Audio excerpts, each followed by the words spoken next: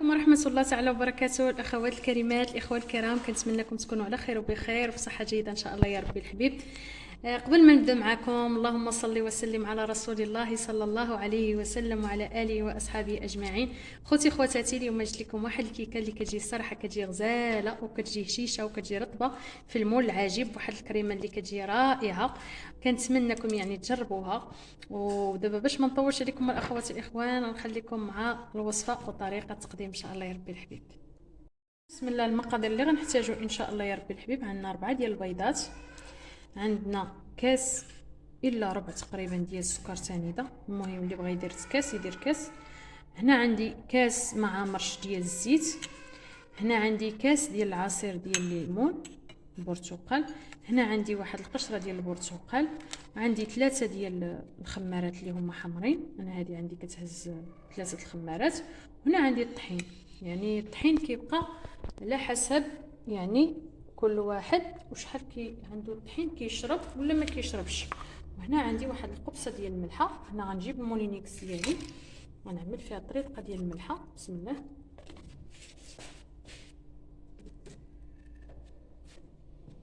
هنا غنعمل البيض، هنا عملت البيضه الاولى، هنا غنزيد البيضه الثانيه، هنا غنزيد البيضه الثالثه،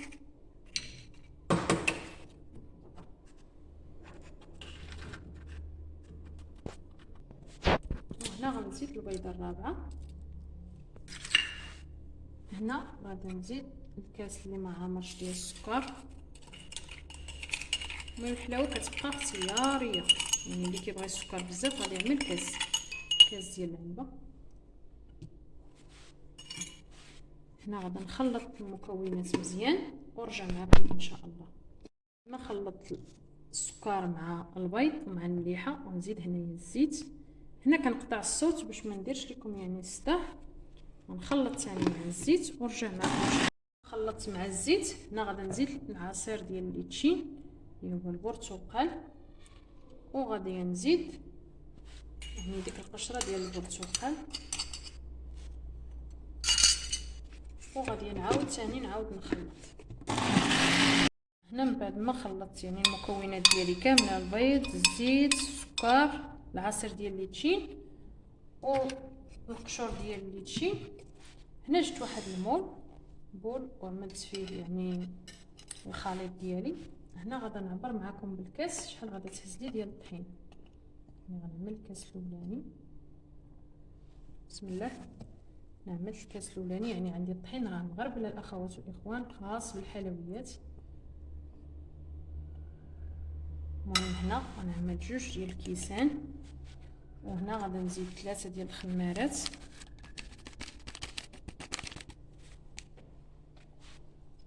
هنا غنجيب الخلطه اليدوي،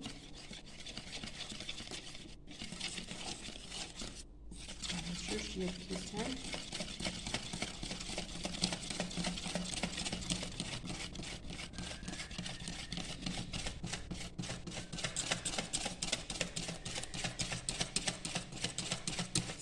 هنا باقي عندي جاريه، هنا غادي نزيد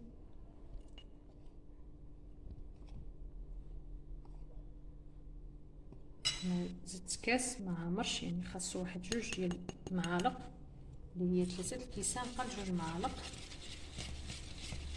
هنا كنضل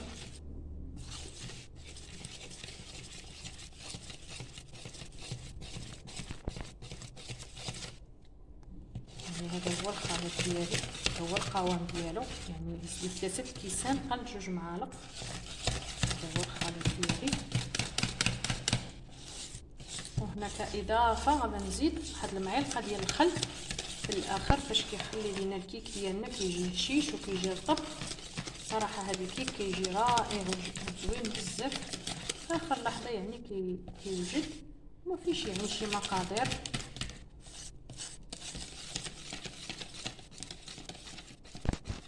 هنا غنزيد واحد المعلقه ديال الخل في الاخير، بسم الله.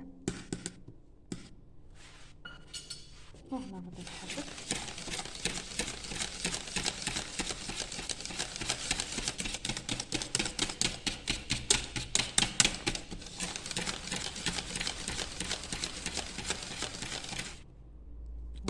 القوام ديال الكيكه ديالنا.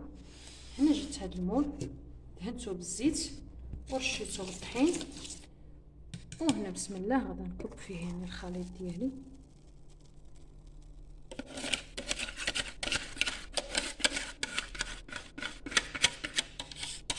هنا غندخلو الفران اللي غادي يكون بارد، يعني الفران ديال الغاز يعني غادي يكون بارد.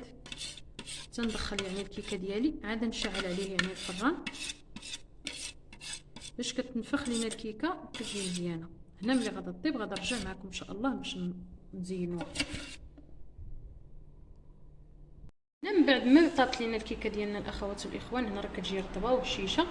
المهم هنا جبت الكريمه اللي غادا ندير ان شاء الله هنا في الوسط، جبت واحد 2 كيسان ديال الليتشين البرتقال يعني معصر، 2 كيسان ديال العصير ديال البرتقال. هنا عندي 2 معالق ديال السكر سنيده، وهنا عندي 2 معالق ديال النشا ديال الذره اللي هي مايزينا، وهنا عندي واحد الفلان ديال درهم ديال الشينوا يعني ديال الفاني. انا غنخلط هاد المكونات اللي عندي كاملين مع بعضياتهم وغنحطهم فوق النار حتى يعقدوا معايا، وغادي نرجع معكم ان شاء الله. من بعد ما عقدت لينا الكريمه ديالنا هانتوما كتشوفوا يعني القوام ديالها، يعني كنشكروها وكنقووها يعني فوق الكيكه ديالنا.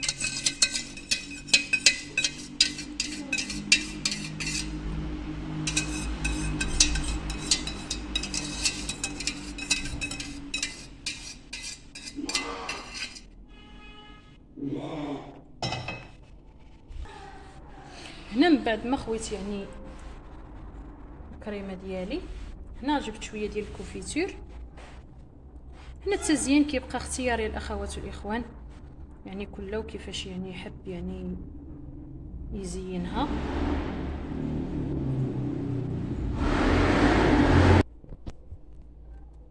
هنا كندهنها كامله بالكونفيتور. وهنا عندي اللوز افيلي، يعني انا قلت لكم الاخوات يعني كله كيفاش يعني يزوقها، يعني التزيين كيبقى حسب الرغبه كل واحد وشني عنده متوفر يعني في المنزل.